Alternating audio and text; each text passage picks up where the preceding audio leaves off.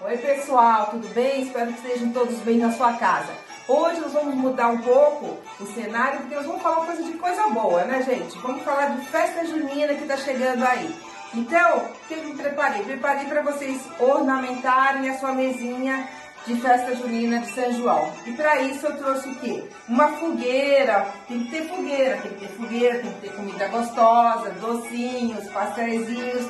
Tem que ter tudo isso dentro de uma festa gostosa de São João. Então vamos lá? O que eu separei? Separei 4 caninhos desses que são das toalhas de papel que a gente utiliza na cozinha. Então não precisa comprar nada. Vai lá, separa, vão guardando, porque essas vão ser os pauzinhos da fogueirinha. Vamos separar também aqui 2 folhas, uma vermelha e outra amarela, tá? Depois vocês dividem, cortam no meio, dividem em 4 para vocês fazerem a fogueirinha. O que vai ter mais?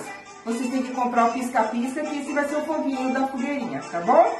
E vamos colar tudo isso com a cola de artesanato, que deve todo mundo ter em casa, mas no armário aqui pertinho também tem. Beleza?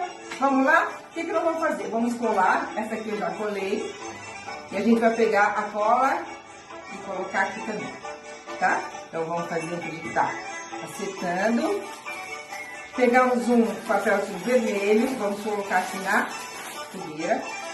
Depois pegamos um amarelinho para fazer o fogo. Vamos colocar. Estou segurando porque a cola vai demorar um pouquinho. Depois mais essa folhinha, tá? Mais uma amarelinha que caiu. Estão vendo? E aí, vamos pegar o nosso pisca-pisca para colocar aqui dentro.